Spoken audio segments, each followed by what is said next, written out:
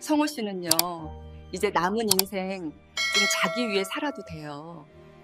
66해를 살면서 누군가 제 이름을 그렇게 다정하게 불러준 적이 있었나 싶어서 저는 그 자리에서 한참을 멍하니 서 있었습니다. 34년을 공장 설비 라인에 묻어두고 퇴직한 뒤 집에선 말이 줄고 밥상은 식어만 가는데 탁구장에서만큼은 제가 아직 쓸모 있는 사람 같았거든요. 그래서 저는 그 시간을 숨겼습니다. 운동만 한다고 그냥 건강 챙긴다고요. 그런데 어느 날부터 이상해졌습니다. 그 여자는 저를 더 자주 찾았고 아내는 저를 더 이상 묻지 않았습니다. 대체 그 두 사람 사이에서 저는 뭘 놓치고 있었던 걸까요? 시작 전 구독과 좋아요로 함께해 주시고 어느 지역에서 듣고 계신지 댓글로 한 번씩만 남겨주세요. 그곳에 행복이 닿길 바라겠습니다. 퇴직 뒤 첫 월요일 아침이었어요. 알람 없이도 새벽 5시에 눈이 떠졌습니다. 몸이 기억하는 거예요. 34년을 같은 시간에 일어나 같은 길을 걸어 공장 정문을 통과했던 몸이 이제 갈 곳이 없어졌는데도 여전히 그 시간에 깨어나는 거였습니다. 그 순간이 참 이상했어요. 억울한 건지 허전한 건지 그냥 멍한 건지도 몰랐습니다. 천장을 보다가 거실로 나왔어요. 아내 정희 씨는 이미 부엌에 있었습니다. 된장국 냄비를 젓고 있었는데 저를 봤는지 안 봤는지 그냥 젓고만 있더라고요. 저도 딱히 말을 꺼내진 않았습니다. 뭘 말해야 할지를 몰랐거든요. 오늘부터 뭘 하냐고 물어봐 줬으면 좋겠기도 했는데 그 말이 나오지 않으면 또 어쩌나 싶기도 했어요. 그래서 그냥 앉았습니다. 밥상 위엔 반찬이 3가지 놓여 있었어요. 계란장조림, 깍두기, 멸치볶음.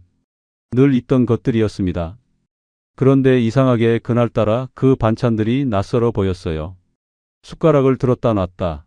국을 한 숟가락 떴다가 식었구나 싶어 다시 내려놓고 정희 씨는 밥을 절반쯤 먹다 일어나 개수대로 갔어요. 숟가락 부딪히는 소리, 물 흐르는 소리. 그게 그날 아침 대화의 전부였습니다. 퇴직하면 쉬고 싶다고 생각했어요. 그런데 막상 쉬니까 쉬는 게 아니었습니다. 몸은 가만히 있는데 머릿속은 자꾸 뭔가를 찾는 거예요. 공장에 있을 때는 라인 점검이다, 부품 교체다, 안전 순찰이다 해서 하루가 빠듯했는데 이제는 오전 9시부터 할 일이 없어요. 텔레비전을 켰다가 끄고 신문을 펼쳤다가 접고 마당에 나가 화분에 물을 줬다가 다시 들어오고 그렇게 하루가 갔습니다. 그 공허함이 며칠 가더니 몸이 먼저 신호를 보냈어요. 잠이 얕아지고 식욕도 줄고 뭘 해도 재미가 없었습니다. 정희 씨가 어느 날 아침 무심하게 말하더라고요. 동네 체육관에 탁구장 생겼다는데 한번 가보지 그래요. 칭찬도 아니고 걱정도 아니었습니다. 그냥 정보를 전달하는 투였어요. 저도 그냥 듣고 말았는데 이상하게 그 말이 하루 종일 머릿속에 있었어요. 뭘 해야 할지 모르는 사람한테 탁구장이라는 단어가 그렇게 오래 남아있을 줄은 몰랐습니다. 며칠 뒤 혼자 동네 체육관 2층으로 올라갔어요. 문을 여니까 공 튀는 소리가 먼저 났습니다. 탁, 탁, 탁. 규칙적이면서도 빠른 소리였어요. 낡은 마룻바닥이 삐걱거리고 벽에 붙은 선풍기가 느리게 돌아가고 구석에선 누군가 수건으로 땀을 닦고 있었습니다. 저는 문 앞에 잠깐 서 있었어요. 어색했거든요. 아는 사람도 없고 어떻게 들어가야 하는지도 몰랐습니다. 그때 먼저 다가온 사람이 있었어요. 처음 나오셨어요? 50살 언저리로 보이는 여자였습니다. 머리를 묶고 운동복 차림인데 어딘가 단정했어요. 표정이 밝았습니다. 억지로 친절한 게 아니라 그냥 그런 사람처럼 보였어요. 네, 처음이에요. 어색하죠? 처음엔 다 그래요. 라켓 잡아보셨어요? 라켓을 건네주더라고요. 어떻게 잡는지 살짝 보여주면서 손목은 어떻게 쓰는지, 팔꿈치는 어디 두는지. 가르치는 투가 아니라 같이 해보자는 투였습니다. 공을 몇 번 받아쳤더니 그 여자가 웃으면서 말했어요. 손목 힘은 좋으시네요. 감 있으세요? 그 한마디가 가슴에 딱 박혔습니다. 오래됐어요. 누군가 제가 잘한다는 말을 해준 게. 공장에서 34년을 일했는데 잘한다는 말보다는 빨리 하라는 말, 다시 확인하라는 말이 더 많았습니다. 집에서도 마찬가지였어요. 잘했다는 말이 언제 마지막이었는지 기억도 안 났거든요. 그런데 처음 보는 사람이 제 손목을 보고 감 있다고 했어요. 별것도 아닌 말인데 얼마나 오래 그 말을 안 들었으면 가슴이 그렇게 뜨거워지던지. 탁구를 치고 나니까 목이 말랐어요. 계단 앞 자판기 앞에 섰더니 그 여자도 거기 있었습니다. 동전을 넣으면서 저한테 뭐 마실 거냐고 물어봤어요. 아메리카노 하나 뽑아서 그냥 건네주더라고요. 말이 자연스러웠어요. 저는 최나경이에요. 여기 온 지는 꽤 됐어요. 배성호입니다. 성호 씨, 다음 주에도 나오세요. 오늘 생각보다 잘 치셨어요. 그 말이요. 성호 씨, 제 이름 뒤에 시를 붙여서 자연스럽게 부른 그 말이요. 그게 집으로 돌아오는 내내 머릿속에서 떠나지를 않았어요. 제 이름을 이렇게 다정하게 부른 사람이 언제였던가? 공장에서는 다들 배 기사님이라고 불렀고 집에서는 그냥 여보거나 아빠였어요. 누가 배성호 씨라고 이름을 부르면서 눈을 마주친 게 몇 년 만인지 솔직히 기억이 안 났습니다. 집에 돌아왔어요. 현관에 운동화를 벗고 들어섰더니 거실에서 정희 씨가 텔레비전을 보고 있었습니다. 운동 갔다 왔냐는 말도 없었어요. 저도 먼저 말을 꺼내지 않았습니다. 젖은 양말을 벗어서 현관 쪽에 뒀더니 나중에 정희 씨가 세탁기 쪽으로 밀어놓더라고요. 그게 다였어요. 그날의 대화가. 그런데 이상하게 자리에 누워서 잠이 빨리 왔어요. 오랜만에 몸을 썼으니까 그랬을 수도 있는데 제 생각엔 그게 다가 아니었습니다. 무언가를 기다리는 기분이 생긴 거예요. 다음 주 탁구장을 기다리는 기분. 그리고 솔직히 말하면 나경 씨를 기다리는 기분도 있었어요. 그 다음 주에 또 갔습니다. 그 다음 주에도 또 갔어요. 나경 씨는 갈 때마다 저를 먼저 알아보고 먼저 말을 걸었어요. 탁구 자세가 늘었다거나 오늘 좀 피곤해 보인다거나 지난번에 말한 손목 자세 고쳐봤냐거나 별것 아닌 말들이었습니다. 그런데 그 말 한마디 한마디가 제가 오늘 여기 왔다는 걸 누군가 알아본다는 느낌을 줬어요. 공장 34년 동안 느끼지 못했던 그 감각이 탁구장에서 오고 있었습니다. 어느 날은 탁구가 끝나고 나경 씨가 말했어요. 이따 커피 한잔 하면서 가실 거냐고. 근처 카페로 가자고. 처음엔 그냥 같이 가자는 거겠지 싶었는데 카페에 들어가니까 둘이었어요. 다른 회원들은 각자 가고 나경 씨는 제 맞은편에 앉았습니다. 그냥 이런저런 얘기를 했어요. 퇴직하고 어떻게 지내냐, 고향은 어디냐, 가족은 어떻게 되냐. 저도 모르게 말이 나왔어요.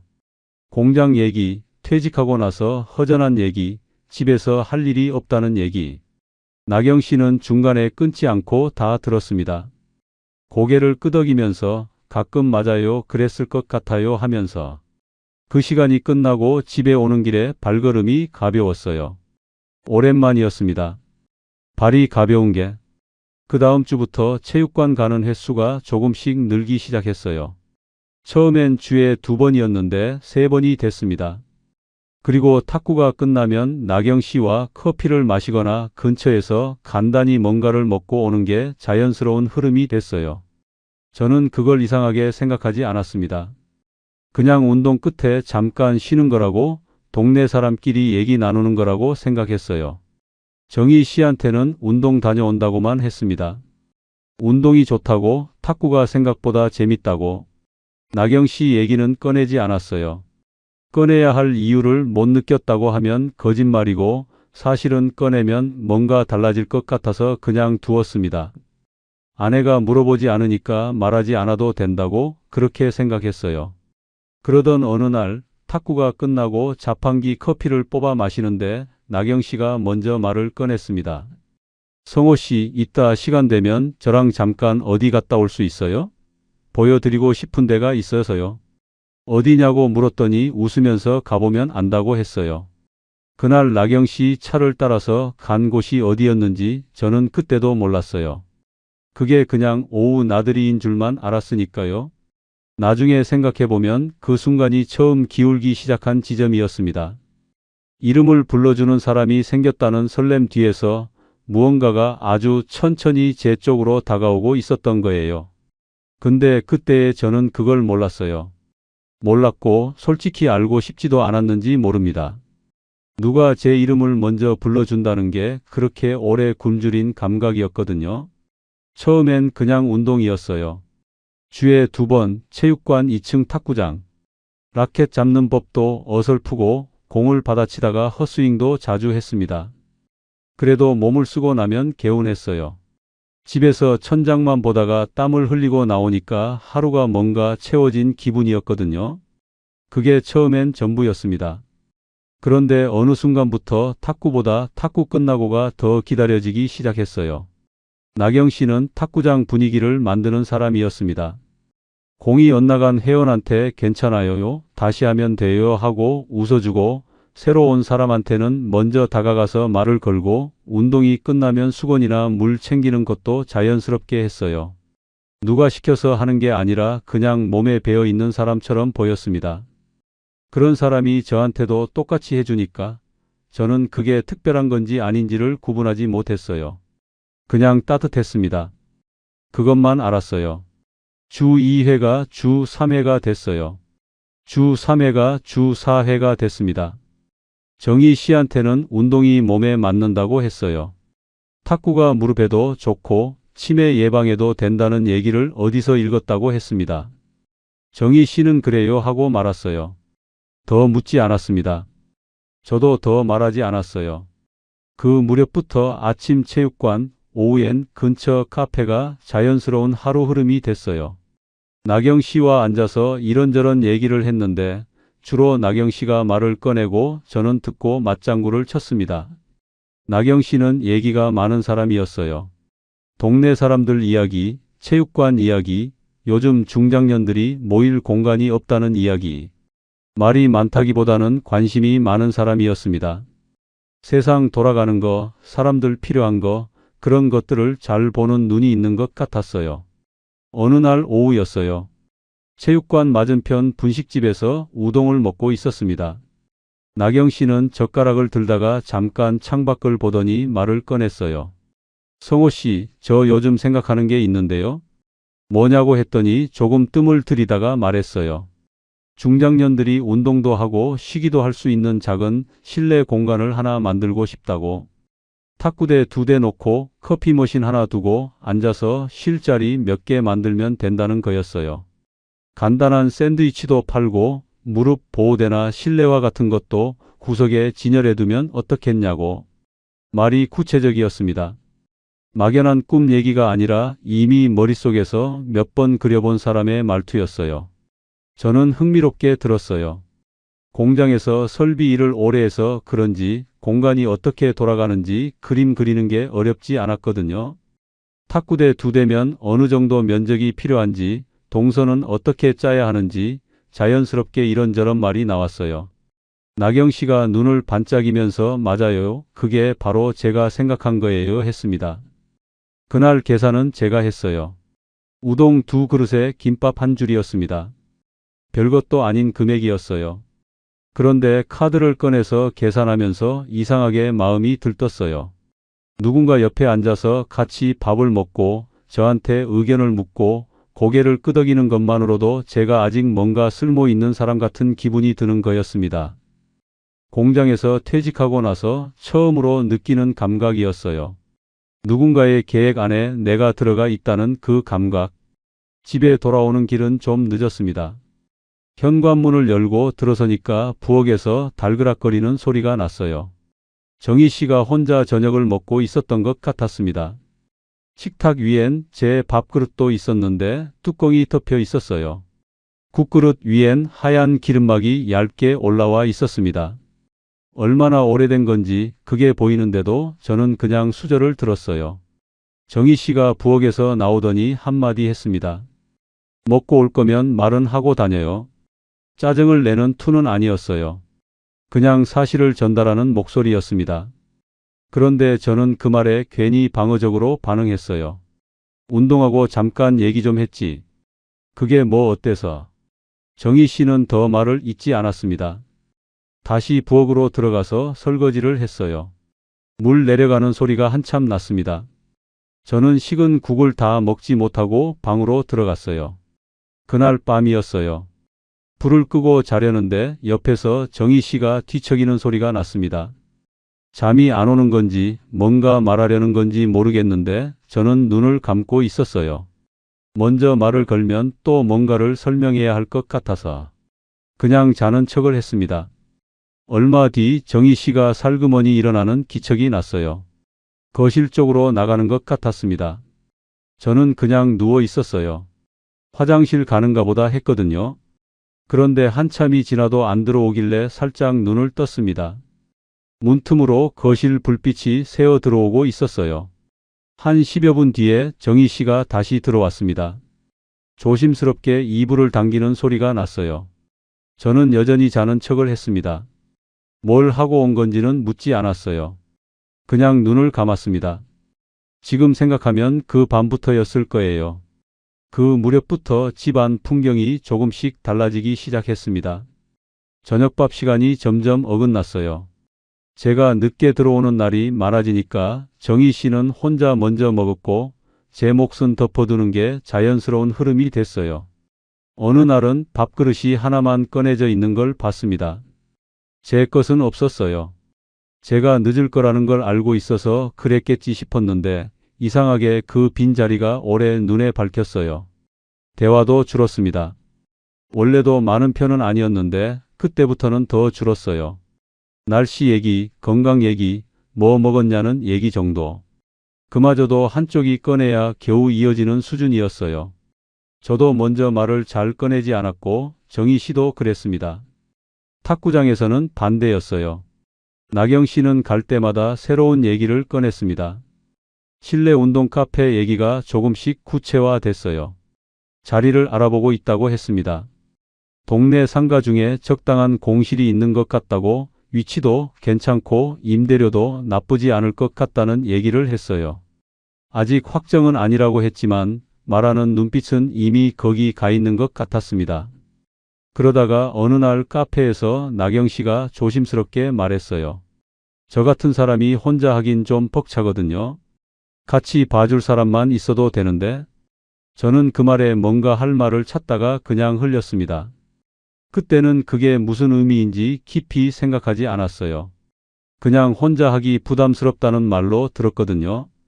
그런데 그 말이 자꾸 귀에 맴돌았습니다.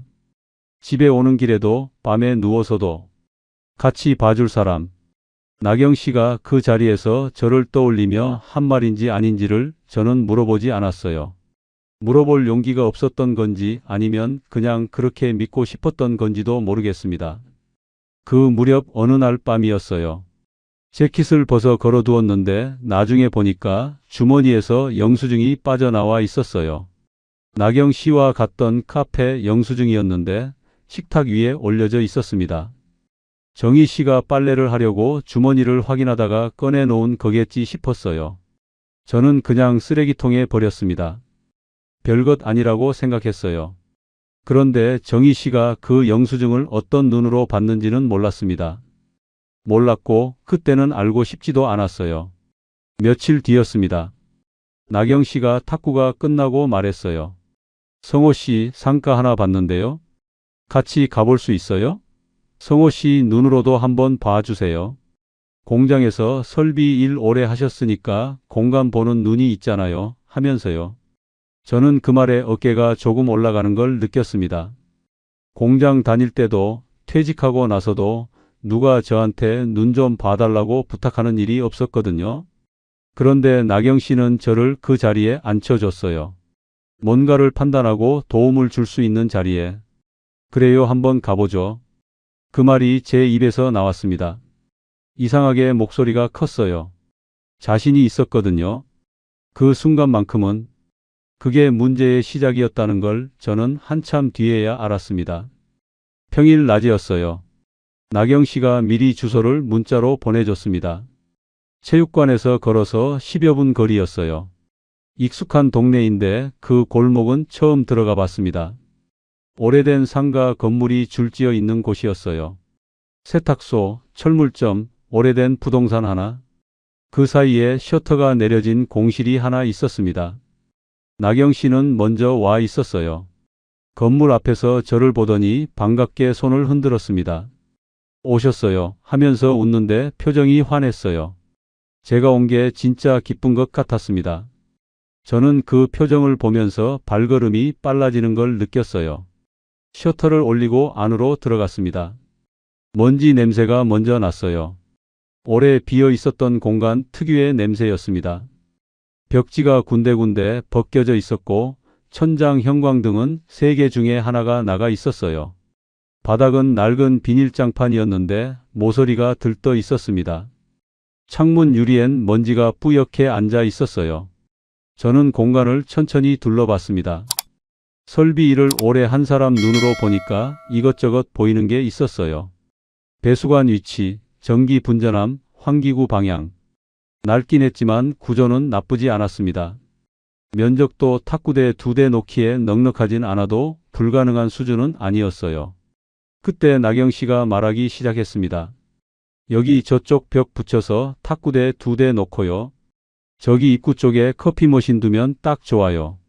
창가엔 혼자 오시는 분들 앉을 자리 만들고 구석엔 운동용품 진열대 놓으면 되고. 목소리가 차분했어요. 흥분해서 떠드는 게 아니라 이미 여러 번 머릿속으로 그려본 사람의 말투였습니다. 손가락으로 이쪽 저쪽을 가리키는데 저도 모르게 그 손끝을 따라 시선이 움직였어요. 빈 공간이 아니라 뭔가 채워진 공간이 보이는 것 같았습니다. 낡은 벽지 대신 깔끔하게 페인트 칠된 벽이, 나간 형광등 대신 따뜻한 조명이, 들뜬 바닥 대신 새 장판이 보이는 것 같았어요. 이상한 감각이었습니다. 제가 그 빈 공간에서 미래를 보고 있었어요. 나경 씨가 물었습니다. 어때요? 성호 씨 눈에는요? 저는 솔직하게 말했어요. 구조는 괜찮다고, 전기 용량 확인은 해봐야 하고 환기가 좀 약할 수 있으니 창문 크기 봐야 한다고. 공장에서 배운 것들이 저도 모르게 줄줄 나왔습니다. 나경 씨는 역시 성호 씨다. 그런 건 제가 혼자 보면 몰랐을 거라고 했어요. 그 말에 제 어깨가 또 올라갔습니다. 그날 오후에 나경 씨가 근처 카페로 데려갔어요. 자리에 앉더니 가방에서 노트를 꺼냈습니다. 손으로 직접 쓴 메모였어요. 보증금, 인테리어 비용, 커피 머신, 탁구 기기, 초도 운동용품. 항목별로 예상 금액이 적혀 있었습니다. 글씨가 반듯했어요. 대충 적은 게 아니라 여러 번 고쳐 쓴 것 같은 느낌이었습니다. 제가 할 수 있는 만큼은 넣을 거예요. 근데 솔직히 혼자 다 감당하긴 벅차고요. 말을 잠깐 멈추더니 저를 봤습니다. 성호 씨가 같이 해주시면 정말 든든할 것 같아요. 운영도 성호 씨가 주로 봐주시고 저는 사람 관리나 홍보 쪽 할게요. 성호 씨는 공간이랑 기기 쪽만 봐주셔도 충분해요. 저는 아무 말도 안 했어요. 노트를 들여다보면서 숫자들을 눈으로 쫓았습니다. 보증금이 얼마, 인테리어가 얼마. 전체를 합산하면 작은 금액은 아니었어요. 그런데 이상하게 겁이 나지 않았습니다. 오히려 그 숫자들이 저한테 뭔가를 해볼 수 있다는 증거처럼 느껴졌어요. 나경 씨가 다시 말했어요. 지금 아니면 저 자리 바로 나가요. 공인중개사 말로는 이번 주 안에 다른 데서 보러 온다고 하더라고요. 저는 노트에서 눈을 들었습니다. 같이 잡아만 두면 돼요. 성호 씨는 운영 쪽만 봐주셔도 돼요.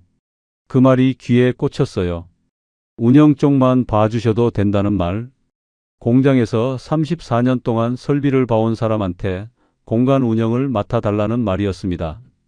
퇴직하고 나서 누가 저한테 뭔가를 맡긴 적이 있었던가? 없었어요. 그런데 나경 씨는 저한테 역할을 줬습니다. 자리를 줬어요. 저는 그날 고개를 끄덕였습니다.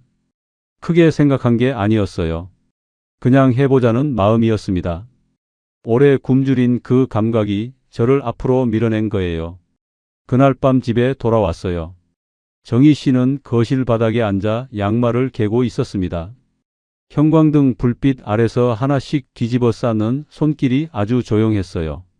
저는 방으로 들어가면서 뭔가 말을 해야 할 것 같은 느낌이 들었습니다. 상가를 보러 갔다는 것, 투자를 생각하고 있다는 것, 누군가와 같이 해보려고 한다는 것. 그런데 그 말이 나오지 않았어요. 정희 씨한테 말을 꺼내면 어떻게 될지가 눈에 보이는 것 같았거든요. 그게 뭐냐고, 누구랑 하는 거냐고, 돈은 얼마나 들어가는 거냐고. 설명해야 할 것들이 너무 많았습니다. 그리고 솔직히 말하면 설명하기 싫었어요. 나경 씨가 줬던 그 설렘을 정희 씨 앞에서 꺼내면 뭔가 쪼그라드는 것 같았거든요. 그래서 그냥 방으로 들어갔습니다. 책상 서랍을 열었어요. 통장을 꺼냈습니다. 퇴직금 일부가 들어있는 통장이었어요. 도장도 꺼냈습니다. 한참을 보다가 다시 넣었어요. 아직은 아니라고 생각했습니다. 좀 더 생각해 보자고. 그런데 다음 날 아침에 나경 씨한테서 문자가 왔어요. 성호 씨, 이번 주 안에 결정 안 하면 저도 포기해야 할 것 같아요. 공인중개사한테 오늘 연락 왔어요. 저는 그 문자를 보고 밥을 먹다가 숟가락을 내려놨습니다. 가슴이 빠르게 뛰었어요. 여기서 못하겠다고 하면 어떻게 되는 건지가 자꾸 머릿속에서 그려졌습니다. 나경 씨가 실망하는 표정, 탁구장에서 어색해지는 분위기, 성호 씨라고 불러주던 목소리가 사라지는 것. 그게 싫었어요. 지금 생각하면 그게 이미 신호였는데 저는 그때 그걸 몰랐습니다. 은행에 갔어요. 창구 앞에 앉아서 이체 신청서를 썼습니다. 손이 아주 조금 떨렸어요. 그게 설레서 떨리는 건지 불안해서 떨리는 건지를 저는 구분하지 않으려고 했습니다. 구분하면 멈출 것 같았거든요. 이체 확인 버튼을 눌렀어요. 잠깐 사이에 문자가 왔습니다. 나경 씨한테서였어요. 성호 씨 고맙습니다. 진짜 잘해봅시다. 딱 그 한 줄이었어요. 저는 그 문자를 보면서 가슴이 뛰었습니다. 창구를 나오는 발걸음이 가벼웠어요. 뭔가를 시작했다는 기분이었습니다. 퇴직하고 나서 처음으로 뭔가를 시작한 것 같은 기분. 집에 오는 길에 동네 슈퍼 앞을 지나쳤어요. 이상하게 평소보다 주변이 밝아 보였습니다. 하늘도 높아 보이고 바람도 괜찮았어요. 오랜만에 느끼는 감각이었습니다. 내가 아직 살아있다는 감각. 그런데 집 현관문을 열고 들어서는 순간 그 감각이 스르르 가라앉았어요. 정희 씨가 부엌에 있었습니다. 저녁 준비를 하고 있었어요. 냄비에서 김이 올라오고 있었고 정희 씨는 등을 보인 채로 서 있었습니다. 저를 봤는지 안 봤는지 돌아서지 않았어요. 저도 말을 꺼내지 않았습니다. 밥상에 앉아서 밥을 먹는데 정희 씨는 조용했어요.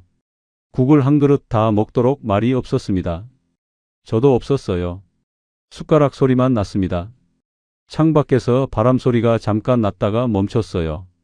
그날 밥상 맞은편에 앉은 정희 씨 얼굴을 제대로 봤나 싶어요. 지금 생각하면 제대로 본 기억이 없습니다. 그 뒤로 나경 씨는 더 자주 연락이 왔어요. 인테리어 업체 미팅이 있다고 같이 가줄 수 있냐고. 커피 머신 종류를 골라야 하는데 같이 봐줄 수 있냐고. 말 한마디 한마디가 저를 끌어당겼습니다. 같이라는 단어가 들어갈 때마다 저는 이미 거기 가 있는 기분이었어요. 식사도 자연스럽게 나경 씨와 하는 날이 늘었습니다. 제가 내는 날이 많았어요. 이상하게 그게 불편하지 않았습니다. 오히려 당연한 것처럼 느껴졌어요. 내가 같이 하기로 한 거니까 이 정도는 당연한 거라고. 그때 저는 그 당연함이 어디서 시작됐는지를 물어보지 않았습니다. 첫 송금이 끝나고 며칠이 지났어요.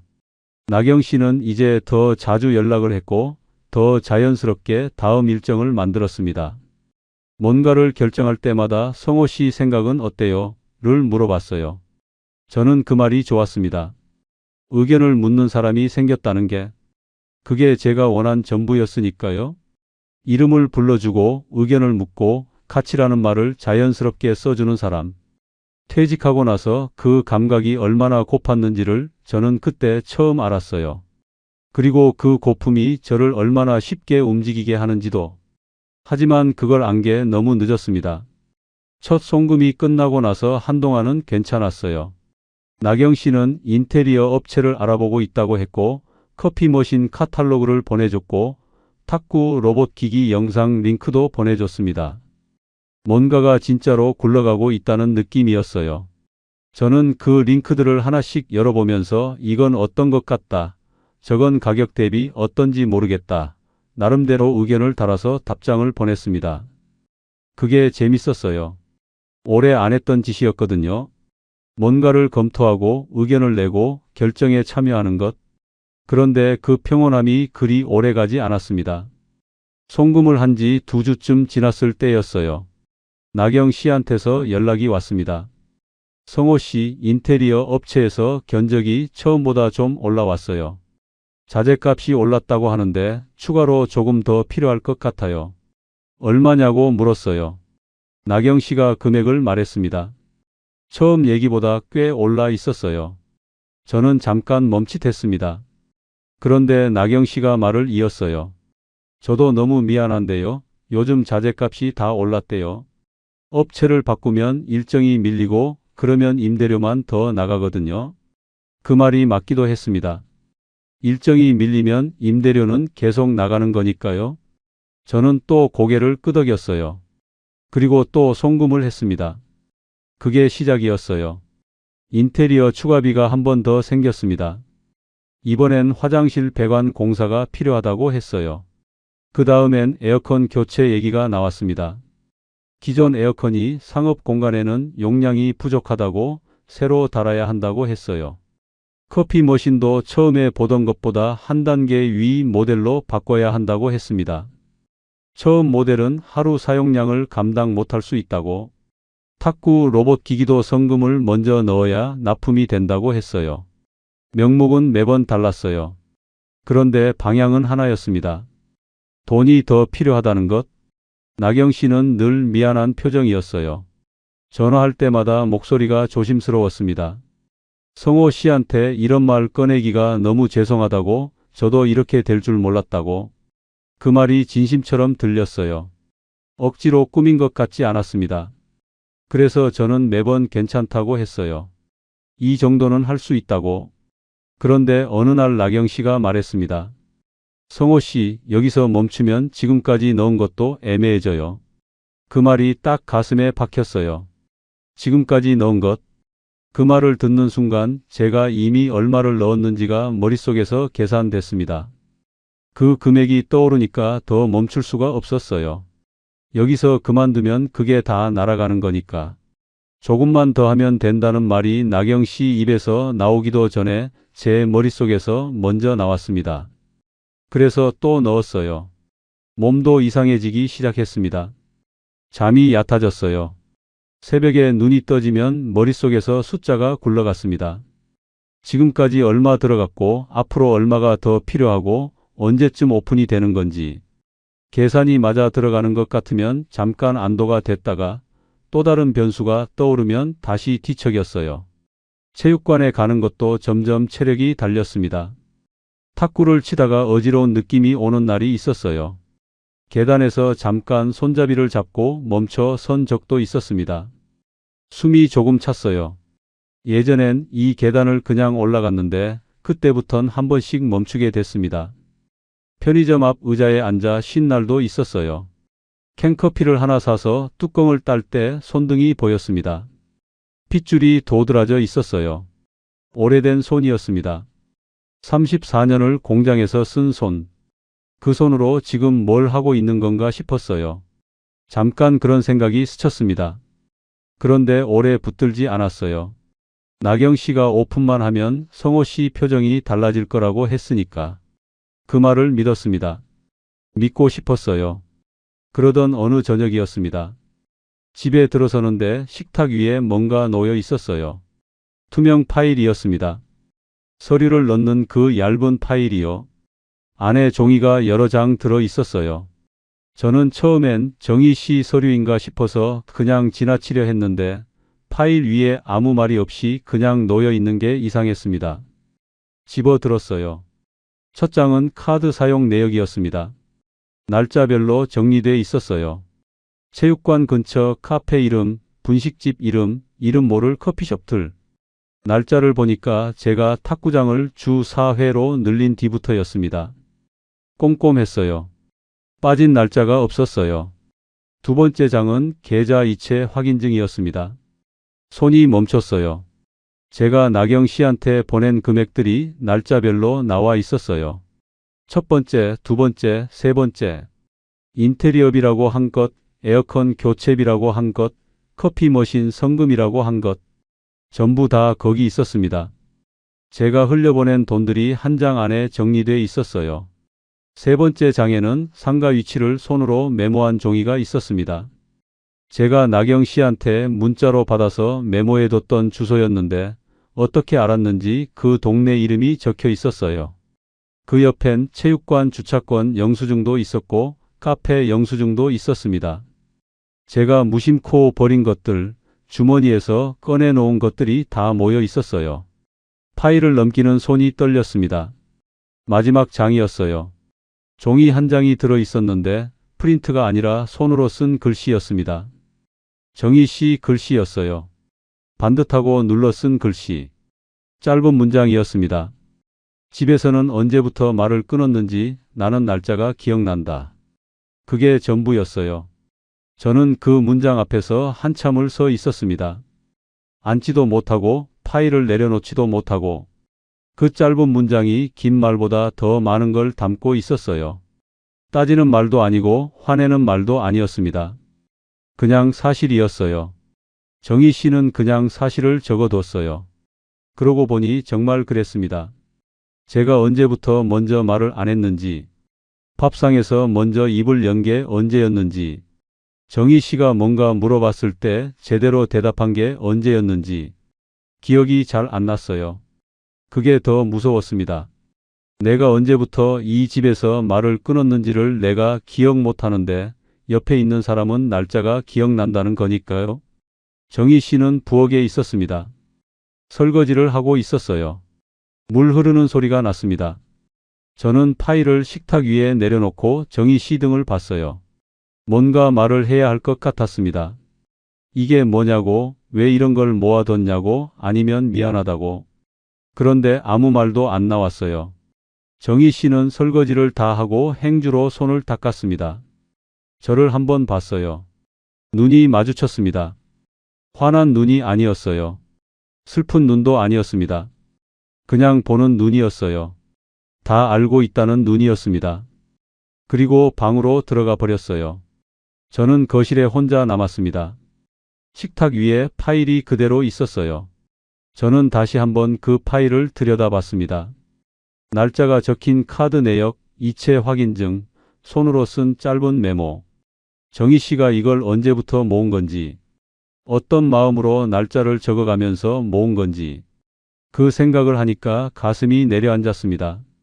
나경 씨한테 돈을 보낼 때 손이 조금 떨렸는데 그게 설레는 거라고 생각했어요. 그런데 그날 그 파일 앞에서 떨리는 건 설레는 게 아니었습니다.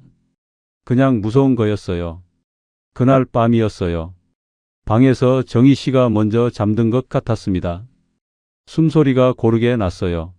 저는 천장을 보면서 오래 누워 있었어요.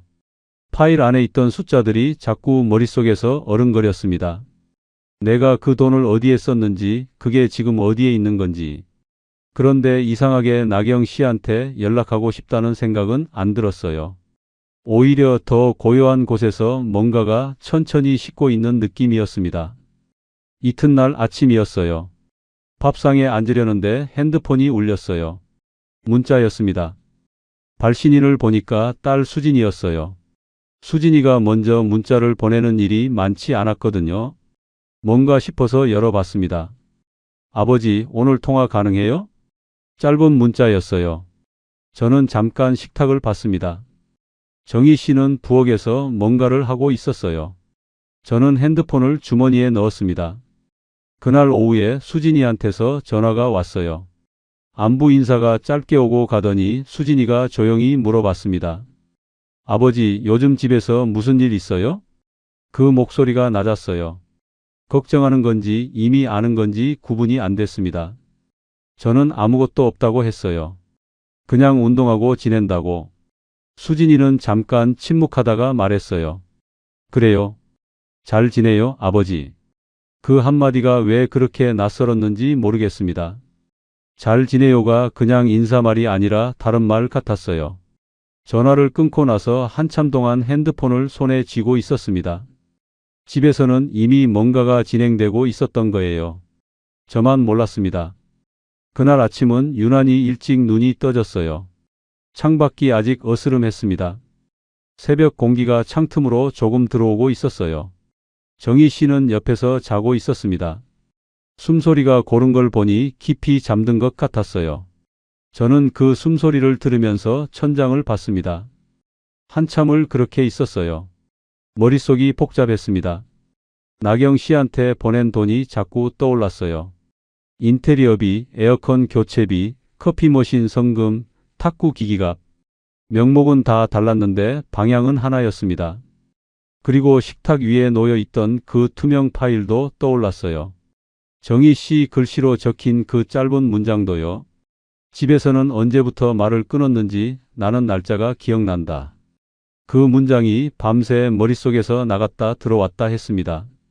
저는 이불을 걷고 일어났어요. 거실로 나와서 소파에 앉았습니다. 커튼 사이로 새벽빛이 조금씩 들어오고 있었어요. 아무 소리도 없었습니다. 냉장고 돌아가는 소리만 났어요.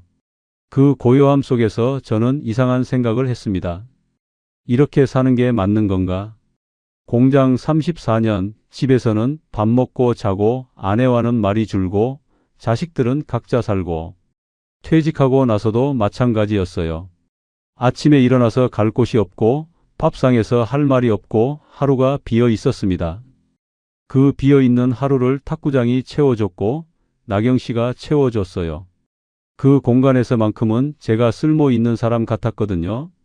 그런데 지금은 어떻습니까? 돈은 나갔고 집에서는 말이 없고 정희 씨는 날짜를 기억하고 있고 그 생각이 꼬리를 물다가 이상한 방향으로 흘렀어요. 어차피 이렇게 된 거 차라리 내가 먼저 말을 꺼내는 게 낫지 않냐고. 끌려다니는 것보다 내가 먼저 결정하는 게 낫지 않냐고. 그게 자존심이라고 생각했습니다. 그때는 아침 밥상에서였어요. 정희 씨가 된장국을 올려놓고 자리에 앉았습니다. 저는 숟가락을 들다가 내려놨어요. 정희 씨를 봤습니다. 정희 씨는 국을 뜨고 있었어요. 저를 보지 않았습니다. 저는 입을 열었어요. 나도 이제 내 인생 좀 살겠다.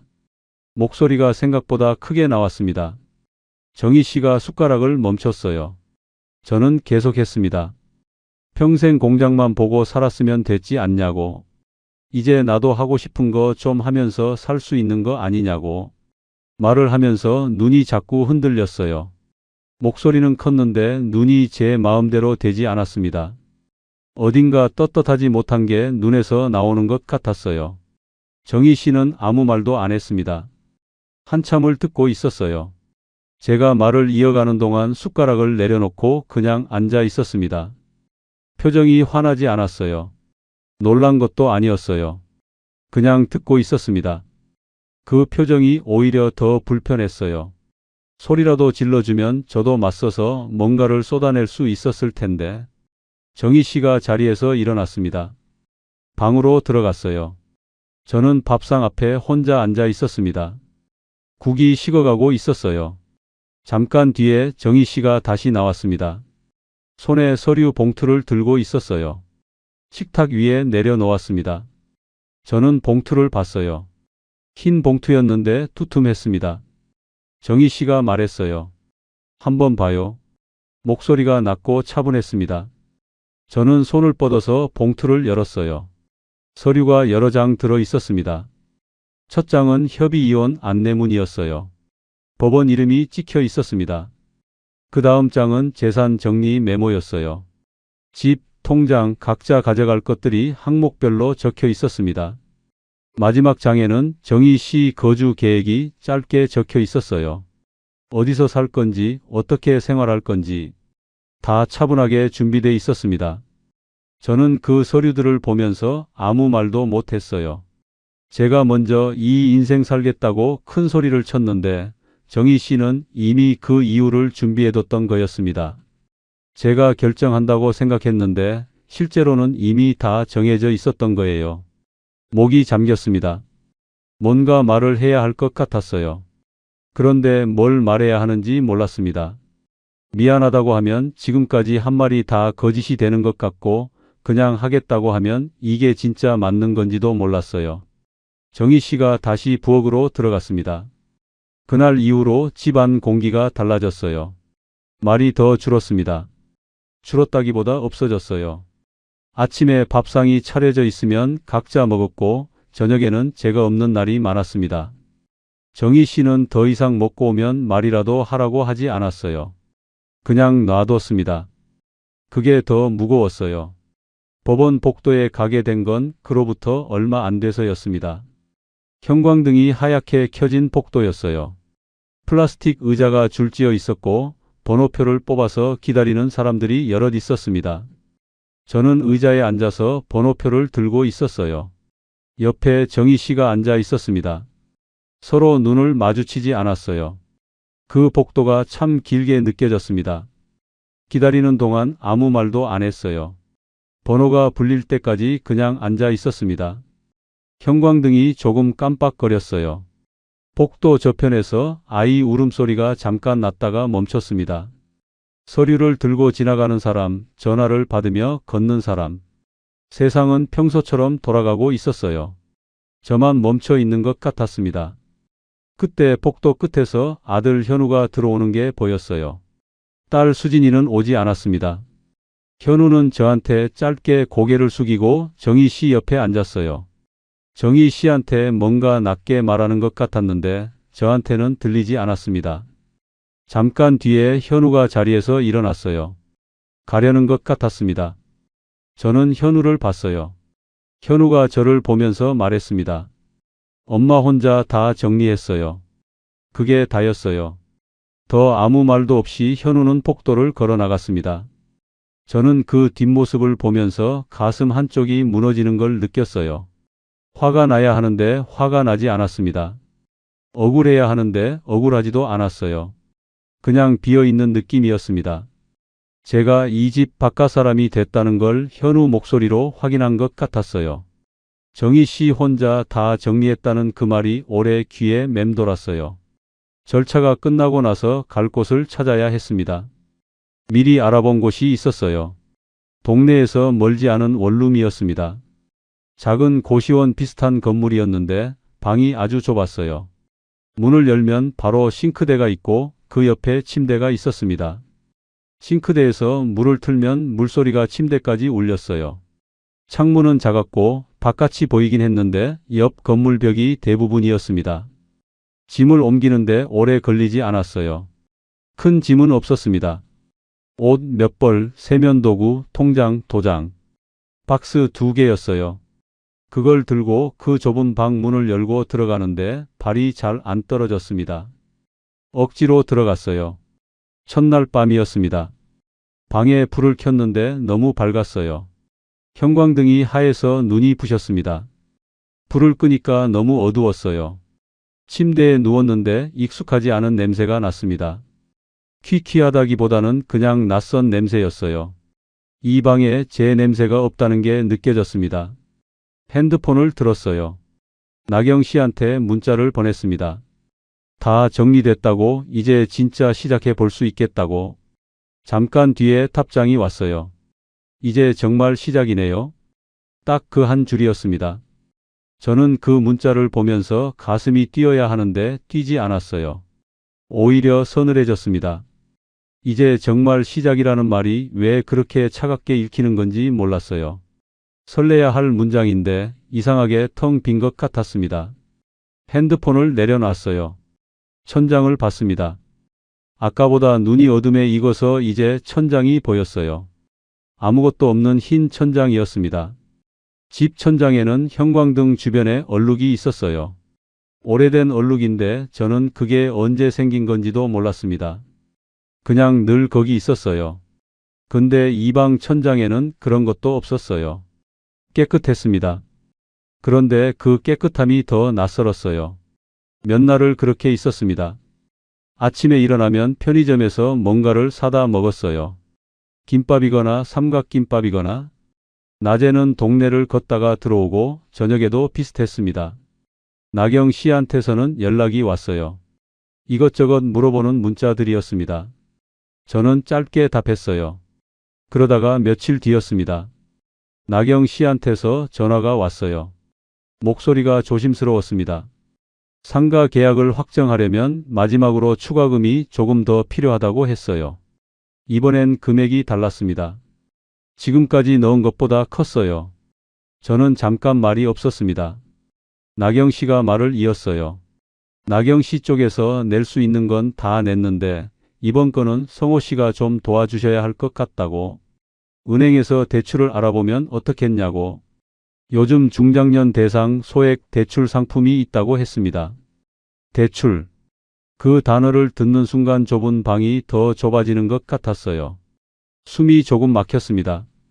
저는 아무 말도 안 하고 있었어요. 나경 씨가 다시 말했습니다. 성호 씨, 여기까지 왔는데 이 마지막만 넘으면 진짜 끝이에요. 오픈하면 성호 씨도 달라지실 거예요. 여기까지 왔는데? 그 말이 귀에 걸렸어요. 이혼까지 했습니다. 집에서 나왔어요. 이 좁은 방에 혼자 있습니다. 여기까지 왔는데 마지막 이 한 번을 못하면 정말 다 날아가는 거라는 생각이 들었어요. 그 생각이 저를 또 밀었습니다. 저는 알겠다고 했어요. 전화를 끊고 나서 한참을 앉아 있었습니다. 핸드폰을 쥔 손이 식어 있었어요. 창밖에선 지나가는 사람들 발소리가 났습니다. 세상은 아무것도 모르고 지나가고 있었어요. 저는 혼자 그 좁은 방에 앉아서 내일 은행에 가야겠다고 생각했습니다. 그게 맞는 건지 틀린 건지를 그때는 몰랐어요. 아니, 솔직히 말하면 알고 싶지 않았는지도 모릅니다. 알면 멈춰야 하니까요. 그리고 멈추면 이 좁은 방에서 혼자 감당해야 하는 것들이 너무 많았으니까요. 그래서 눈을 감았습니다. 은행 문을 열고 들어갔어요. 번호표를 뽑았습니다. 대기 번호가 꽤 됐어요. 플라스틱 의자에 앉아서 기다렸습니다. 옆에는 젊은 여자가 서류를 들고 앉아 있었고 맞은편엔 나이 든 남자가 핸드폰을 들여다보고 있었어요. 다들 자기 일로 온 사람들이었습니다. 저도 자기 일로 온 사람이었어요. 번호가 불렸습니다. 창구 앞에 앉았어요. 직원이 서류를 확인하면서 물어봤습니다. 목소리가 사무적이었어요. 대출 목적이 어떻게 되세요? 사업 준비 중이라고 했습니다. 직원이 화면을 보면서 몇 가지를 더 물어봤어요. 저는 짧게 답했습니다. 그러다가 직원이 잠깐 멈추더니 저를 봤어요. 어르신, 정말 필요하신 거 맞죠? 그 말이 이상하게 귀에 걸렸습니다. 사무적인 말인데 왜인지 그냥 넘어가지 않았어요. 직원은 그냥 절차상 확인하는 거였겠지만 저는 그 질문 앞에서 잠깐 멈칫했어요. 정말 필요한 거냐고. 저는 시선을 피했습니다. 서류를 들여다보는 척했어요. 그리고 네, 필요합니다. 라고 했습니다. 직원은 더 묻지 않았어요. 서류를 내밀었고 저는 사인을 했습니다. 손이 조금 떨렸어요. 설레서 떨리는 건지 무서워서 떨리는 건지를 저는 이제 구분할 수 있었습니다. 무서운 거였어요. 그런데 멈추지 않았습니다. 사인을 끝까지 했어요. 대출금이 입금됐습니다. 남아있던 예금과 합쳐서 나경 씨한테 보냈어요. 이체 확인 문자가 왔습니다.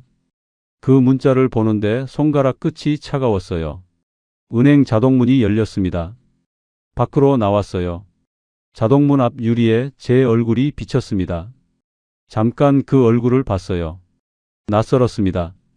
제 얼굴인데 낯설었어요. 예전보다 훨씬 늙어 보였습니다. 볼이 꺼졌고 눈밑이 어두웠어요. 머리카락도 더 새어 보였습니다. 34년을 공장에서 쓴 얼굴이 이 몇 달 사이에 더 늙어버린 것 같았어요. 발걸음을 뗐습니다. 버스 정류장까지 걸어가는데 다리가 무거웠어요. 늘 다니던 길인데 그날따라 길이 더 길게 느껴졌습니다. 버스를 기다리는 동안 핸드폰을 봤어요. 나경 씨한테서 답장이 오지 않았습니다. 이체를 했으니까 확인했을 텐데 고맙다는 말도 없었어요. 조금 이상했습니다. 그런데 바쁜 거겠지 싶었어요. 그렇게 생각하려고 했습니다. 며칠이 지났어요. 나경 씨 연락이 뜸해졌습니다. 하루에 몇 번씩 오던 문자가 줄었어요. 제가 먼저 보내면 늦게 답이 왔고 내용도 짧았습니다. 오픈 준비는 잘 되고 있냐고 물으면 조금 더 기다려 달라는 말이 왔어요. 무슨 일이냐고 하면 요즘 여러 가지가 겹쳤다고 했습니다. 언제쯤 되냐고 물으면 곧 연락하겠다고 했어요. 곧이라는 말이 며칠이 됐습니다. 며칠이 일주일이 됐어요. 탁구장에 가봤습니다. 나경 씨가 안 보였어요. 공 튀는 소리는 평소처럼 났는데 나경 씨 자리만 비어 있었습니다. 평소에 나경 씨가 앉던 자리, 수건 챙기던 자리, 처음 왔을 때 저한테 손목 힘이 좋다고 했던 그 자리가 그냥 비어 있었어요. 운동을 끝내고 나오는데 다른 회원이 말을 걸었습니다. 최 선생님 요즘 안 나오시네요? 저는 그냥 바쁘신가 보다 했습니다. 더 말을 잇지 않았어요. 집으로 돌아오는 길에 나경 씨한테 전화를 했습니다. 연결이 됐어요. 신호가 갔습니다. 그런데 받지 않았어요. 한 번 더 했습니다. 역시 안 받았어요. 문자를 보냈어요. 읽음 표시가 뜨지 않았습니다. 그 다음 날이었어요. 전화를 했는데 이번엔 연결이 안 됐습니다. 없는 번호라는 안내 음성이 나왔어요. 저는 그 음성을 한 번 더 들었습니다. 없는 번호. 다시 눌렀어요. 없는 번호. 번호가 끊겼습니다. 가슴이 내려앉았어요. 머릿속이 하얗게 됐습니다. 생각이 안 났어요. 그냥 그 자리에 서 있었습니다. 좁은 방 가운데 서서 핸드폰을 들고 있었어요. 창밖에선 바람 소리가 났습니다. 세상은 아무렇지도 않았어요. 며칠 뒤에 상가를 찾아갔습니다. 그 골목이었어요. 세탁소, 철물점, 오래된 부동산, 그리고 나경 씨와 함께 셔터를 올리고 들어갔던 그 자리. 가보니까 셔터가 내려져 있었습니다. 옆 부동산에 들어가서 물어봤어요. 저기요, 맞은편 공실 계약된 거 아닌가요? 부동산 아주머니가 저를 봤습니다.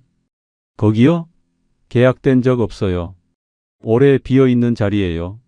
그 말이 귀에 들어오는데 시간이 걸렸어요. 계약된 적이 없다는 게 무슨 말인지를 이해하는 데도요. 저는 잠깐 서 있다가 다시 물어봤습니다. 최근에 누가 보러 오거나 한 적 없냐고. 아주머니가 고개를 저었어요. 아무도 안 왔어요. 한동안 문의도 없었는데 바깥으로 나왔습니다. 셔터 앞에 섰어요. 먼지 앉은 셔터였습니다. 자물쇠가 채워져 있었어요. 처음부터 이 자리엔 계약 같은 건 없었던 거였습니다. 나경 씨와 함께 이 셔터를 올리고 들어갔던 날, 탁구대 놓을 자리를 손가락으로 가리키던 날, 노트에 적어온 예상표를 펼치던 날, 그 모든 게 그냥 그림이었어요. 저는 한참을 그 셔터 앞에 서 있었습니다. 화가 나야 했어요. 소리를 질러야 했는지도 모릅니다. 그런데 아무것도 나오지 않았어요. 그냥 서 있었습니다. 셔터에 손을 한번 얹었다가 떼고 돌아섰어요. 걸어오는 길이 기억이 잘 안 납니다. 그 뒤로 몇 달이 흘렀어요. 생활비가 필요했습니다. 대출 이자도 나갔어요. 통장에서 매달 이자 빠진다는 문자가 왔습니다. 처음엔 그 문자를 볼 때마다 가슴이 쿵했는데 나중엔 그냥 무감각해졌어요. 그냥 오는 문자였습니다. 일자리를 알아봤어요. 66 이력서를 쓰는 게 이렇게 오래 걸릴 줄 몰랐습니다. 34년을 공장에서 일했는데 그걸 종이 한 장에 쓰고 나면 저한테 남는 게 뭔지를 모르겠었어요. 여러 군데 넣었습니다. 답이 안 오는 곳도 있었고 나이 때문에 안 된다는 곳도 있었어요. 그러다가 상가 건물 새벽 청소 일을 하게 됐습니다. 새벽 4시였어요. 알람 없이도 눈이 떠졌습니다. 몸이 기억하는 거라고 생각했어요. 퇴직하고 나서도 이혼하고 나서도 이 좁은 방에 혼자 와서도 몸은 새벽에 깨어났어요. 34년이 몸에 박혀 있었습니다. 청소복을 입고 나갔어요. 상가 건물 앞에 도착하면 제일 먼저 반쯤 내려진 셔터를 올렸습니다. 삐거덕거리는 소리가 새벽 골목에 울렸어요. 안으로 들어가면 어두웠습니다. 벽 스위치를 손으로 더듬어 켰어요. 형광등이 하나씩 켜지면서 복도가 밝아졌습니다. 밀대를 들었어요. 복도 바닥을 밀었습니다. 화장실 바닥에 물을 뿌리고 밀었어요. 구석에 쌓인 쓰레기 봉투를 끌어내서 입구에 세워놓고 유리문을 닫고 계단 손잡이를 닦았습니다. 몸이 기억하는 대로 움직였어요. 생각하지 않아도 됐습니다. 그게 좋았어요. 생각하지 않아도 되는 시간이. 어느 날 새벽이었습니다. 청소를 마치고 나오는데 주머니에서 진동이 왔어요. 문자였습니다. 이자 빠져나갔다는 문자였어요. 이번 달도 어김없이 왔습니다. 화면을 보다가 주머니에 넣었어요. 발걸음을 뗐습니다. 좁은 방으로 돌아가는 길이었어요. 동네 골목을 걷는데 저편에 불이 켜진 공간이 보였습니다. 작은 건물 1층이었어요. 유리문 너머로 안이 보였습니다. 저는 발걸음을 멈췄어요. 안에 탁구대가 있었습니다. 2대였어요. 벽에는 선반이 있었고 구석에 커피 머신이 놓여 있었습니다. 나경 씨가 그림으로 말하던 그 공간이었어요. 그런데 나경 씨가 없었습니다. 대신 다른 사람들이 있었어요. 정희 씨였습니다. 정희 씨가 안에서 선반 위 물건을 닦고 있었어요. 그 옆에 아들 현우가 있었습니다. 탁구대 옆에서 뭔가를 조립하고 있었어요. 두 사람이 말을 주고받는 게 보였는데 소리는 들리지 않았습니다. 저는 유리문 밖에 서 있었어요. 발이 움직이지 않았습니다. 들어가야 하나 싶었어요. 문을 열고 들어가면 어떻게 될까를 생각했습니다. 정희 씨가 저를 보면 어떤 표정을 지을까? 현우는 어떤 눈으로 볼까? 그 생각을 하다가 발이 더 무거워졌어요. 유리문 너머로 보이는 그 공간이 제가 꿈꿨던 공간이었어요. 탁구대 2대, 커피 머신, 사람이 앉을 수 있는 자리. 나경 씨가 손가락으로 가리키며 설명하던 그림이었습니다. 그런데 그 공간을 만든 건 나경 씨가 아니었어요. 정희 씨였습니다. 현우였어요. 제가 나가 있는 동안 제가 없는 자리에서 그 사람들이 만든 거였습니다. 말없이 맞춘 일상의 박자가 거기 있었어요. 저는 한참을 서 있었습니다. 유리문에 손을 대지도 않았어요. 그냥 바깥에서 봤습니다. 정희 씨가 선반을 다 닫고 돌아서더니 현우한테 뭔가 말을 했어요.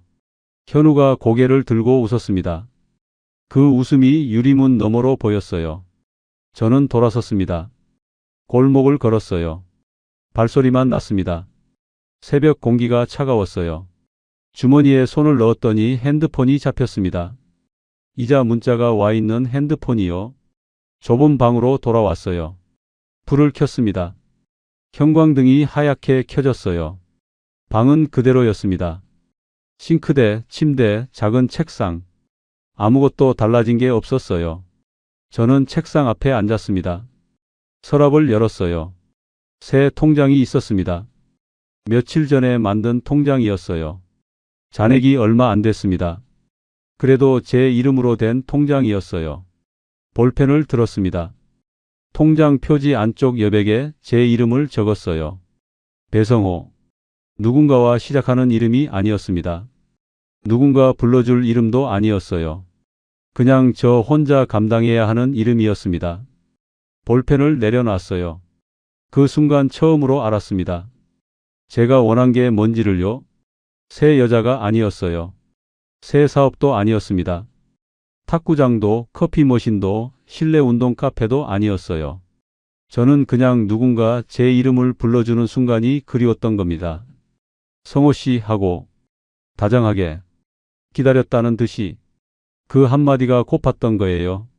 그 고품이 얼마나 컸으면 통장을 열고 이체 버튼을 눌렀는지, 이혼 서류에 사인을 했는지, 집에서 나왔는지. 그런데 그 대가가 너무 컸어요. 돈만이 아니었습니다. 밥상 맞은편 자리가 없어졌어요. 현우 목소리가 없어졌고 수진이 문자가 없어졌습니다. 정희 씨가 날짜를 기억하면서 조용히 쌓아두던 그 마음도 제가 끊어버린 거였어요. 이름 하나가 그리워서 박자를 다 끊어버렸습니다.